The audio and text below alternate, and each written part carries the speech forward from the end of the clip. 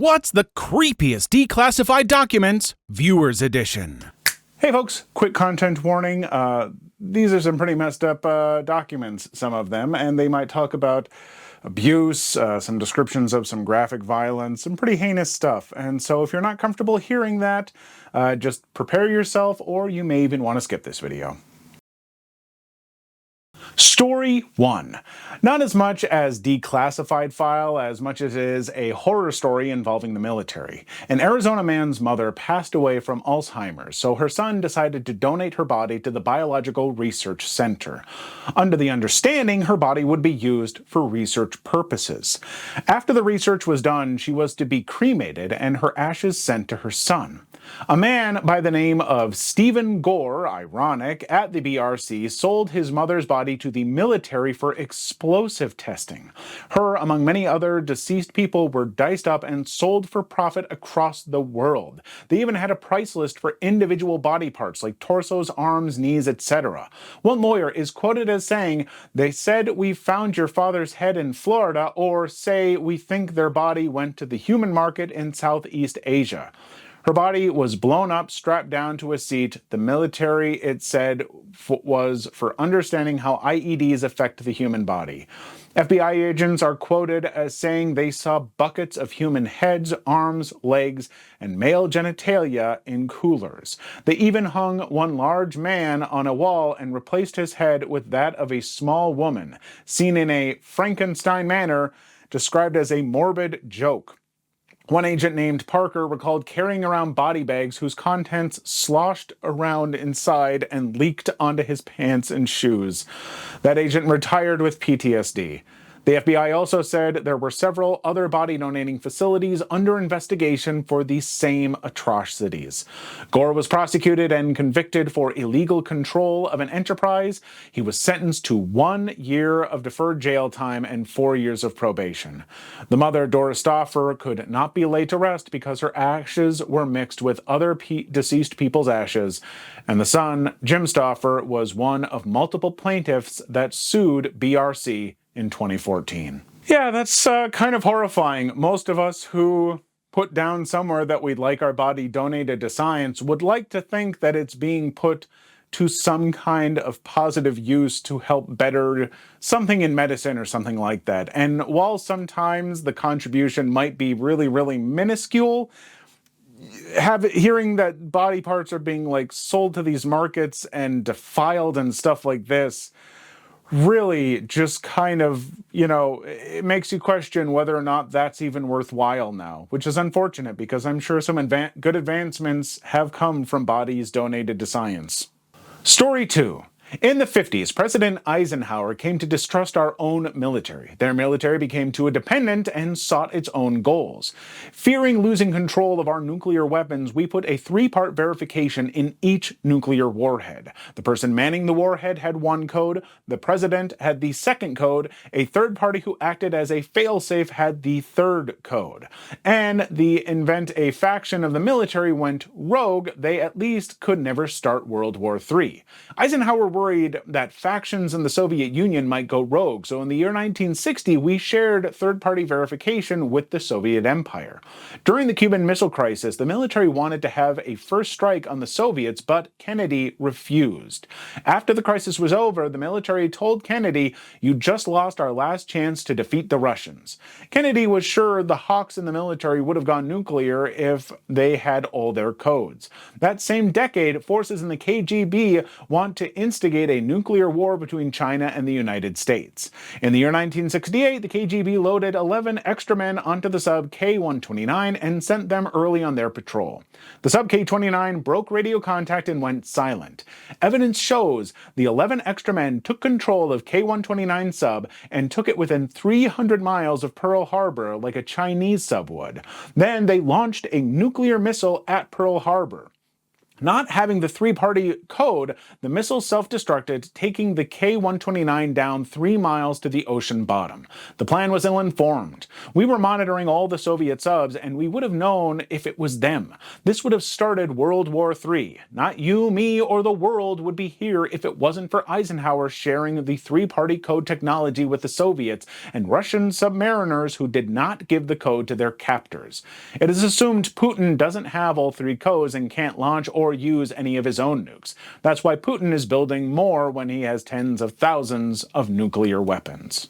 Folks, this is probably a good time for me to state that we are not fact-checking your comments. We're just sharing them because they sound interesting. So don't take any of this as like 100% fact. If it's interesting to you, do some research and find some good verified sources.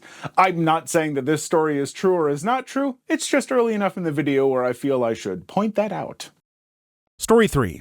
The Nth Country Experiment. In 1964, the CIA hired 3 students who had just gotten their PhDs in physics without any prior experience in nuclear weapons and asked them to design a nuclear device with a military significant yield using only unclassified information. It took them 2.5 years. Note that they didn't develop a nuclear bomb, they only designed it. They concluded that designing such a weapon wouldn't be the difficult part, but rather obtaining the materials necessary, namely enriched uranium. Too long didn't read, this experiment concluded that if you managed to get enriched uranium, which from time to time show up in the black market, anyone could theoretically make a nuclear bomb. So if 3 fresh PhDs managed to design a nuclear weapon with minimal funding in the 1960s, just imagine what a group like ISIS or a country with a maniac in power couldn't do with proper funding in the 21st century. Intelligence agencies just need to fail one time so that those people can get their hands on what they need to change the world as we know it.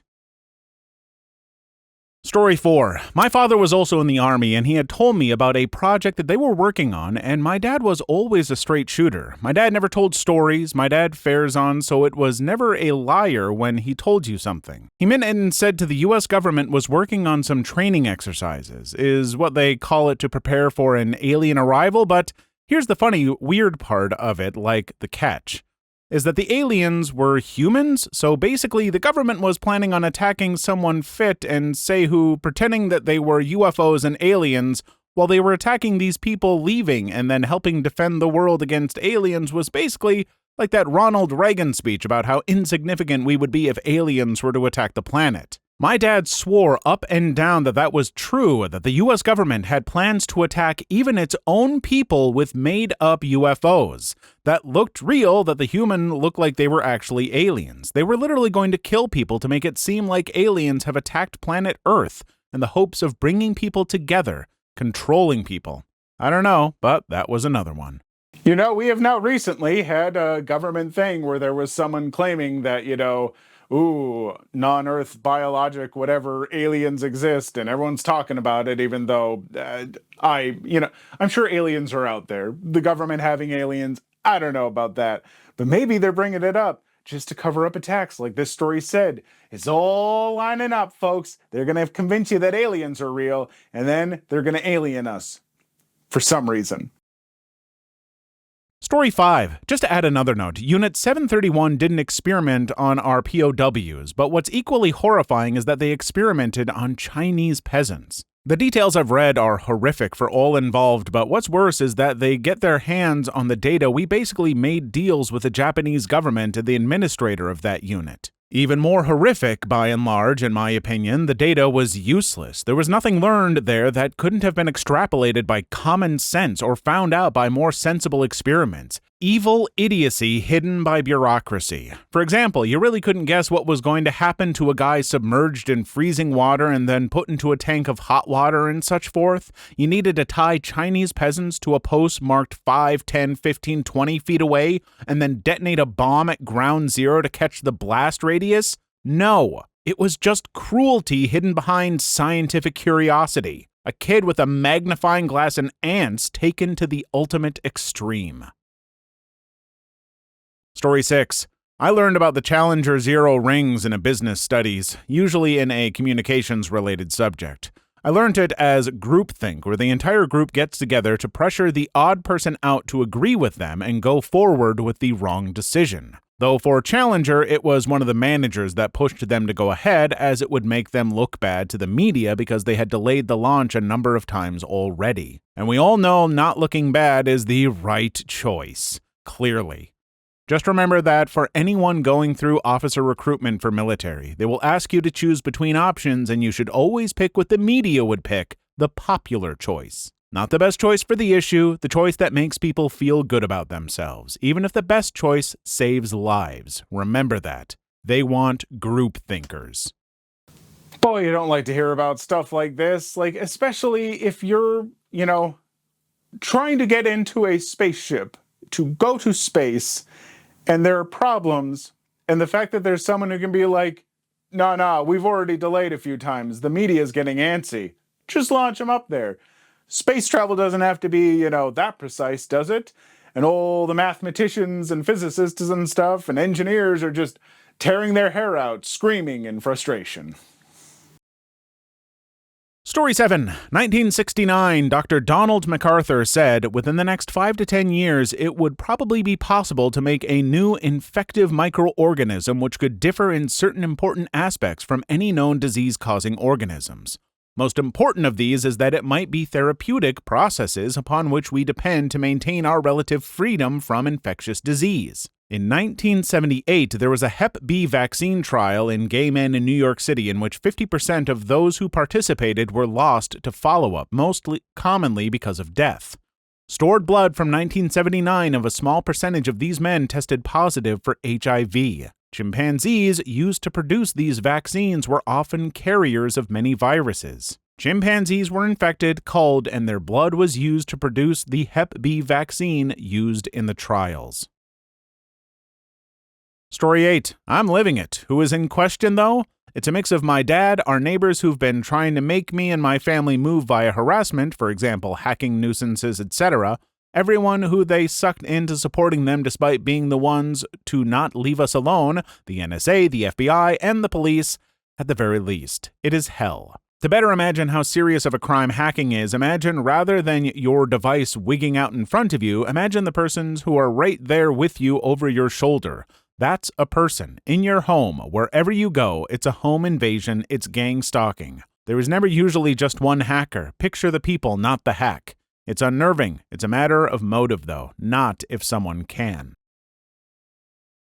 Story 9. The animal mutilation cases are simply decomposition and insect activity. Blood coagulates very quickly once an animal dies, and insects will often come on in and slurp it up. Buildup of gases causes the flesh to split open, often in very clean lines, and maggots can also eat away at wounds and round out the edges. As for dongs and vulvas being targeted, dongs are very muscular and good to eat, where vulvas and anuses are open orifices that allow access to the tastier inside organs. That's why the government didn't find anything. It's just normal decomposition causing weird results.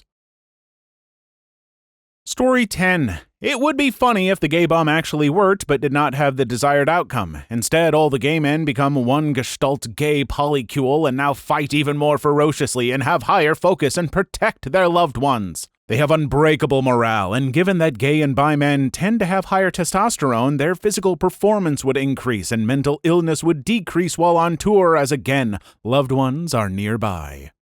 I am the gay bomb, and baby, I'm gonna make you explode. Or you'll make me explode? Look, it worked better in my head. I guess I'd be the pan bomb. I don't know what that does. I guess everyone just gets into everyone? I don't know.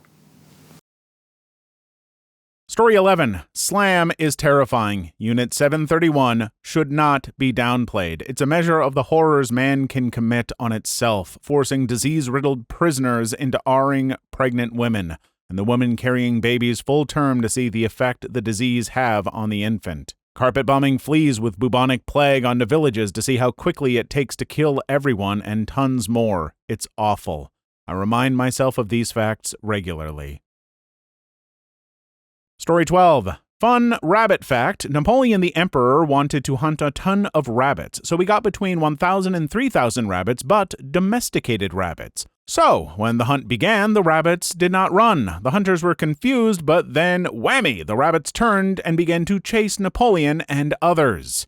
Edit. Wow, the first time I got so many likes, now we can understand why everyone gets so surprised and makes these edits. If you don't believe me, look up Napoleon chased by rabbits. There are multiple sources talking about this event, and it's absolutely hilarious. You know, there are a lot of stories here that I'm like, this sounds interesting, but I don't know if I'll take the time to research this and find out if it's factual. I will be looking up about rabbits swarming Napoleon because that's an amazing story. That's the kind of history I'm here for, and I hope the rest of you are too.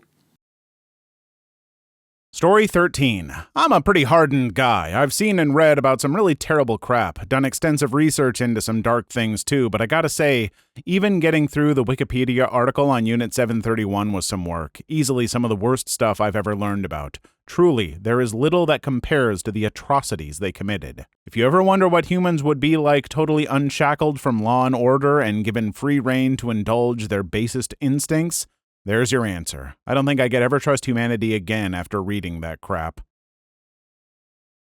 Story 14. The creepy, scary part isn't this or that document, it's the fact that these sorts of things, and very likely worse that aren't declassified, are so common. This is a very small sample. I think there was something like 106 CIA operations that were declassified in which at least one American died that didn't know they were in an operation/experiment. That was as of the mid-1990s when they were all released. Keep in mind that this was just the CIA ops, and they supposedly aren't allowed to operate in the USA. Story 15. The Soviet rabbit experiment was where a mother rabbit was on land and was hooked up to electrodes while its babies were on a submarine and were killed. It was found that as the babies were killed, the mother did have noticeable differences in brain waves, specifically when its babies were killed. So it's true, but the experiment was highly unethical. These are not the kind of rabbit stories that I am here for, Russia. What the hell? This is like comic book villain evil, or worse. This is the kind of evil thing that you write about a character so everyone will absolutely, unequivocally hate them. But it sounds so unrealistic that it's no villain's that cruel. Story 16. Not exactly declassified, but the story of the Challenger made me think of a guy who worked at the CIA or FBI and kept telling his bosses that America could be attacked by the Middle East. They didn't believe him, demoted him, and forced him to retire. The guy eventually got a job in security at the World Trade Center in August 2001. He was killed and proven right a month later. Story 17. I'm actually shocked there are people that haven't heard of the Tuskegee experiments, but I'm also shocked that anyone had any faith in the ideal of government. Literally almost everyone in history has been shown to commit terrible atrocities against its own people. Story 18. The leak that caused the end of the Challenger was caused by a mix of wrong material, wrong lubricants, and age. They were doomed before they even knew it. If not at launch, then in space. Learning about it in class was horrible. Why was asked so many times and no actual answer was ever presented. Seriously, folks, I'm not joking when I say that there's so much precision to space travel. It was something years ago I heard that for every square foot that you add onto a spaceship, it's $1 million or something. They have to be so precise about so many things. And so when the scientists are going, why are we doing this? We shouldn't do this. That should be the end of the discussion. They should have a say, because maybe when we don't listen to scientists, maybe something bad happens to spaceships or submersibles. Story 19. Fun fact, the chemicals used in lethal injection knock out the victim for 2 minutes, but it takes 10 minutes to kill them. The other chemical paralyzes the victim for their last 8 minutes. It's also extremely painful, so for all Americans justifying lethal injection as painless, you're wrong. Please leave your story in the comments. I would love to make a video on them in the future. Also, don't forget to like and subscribe.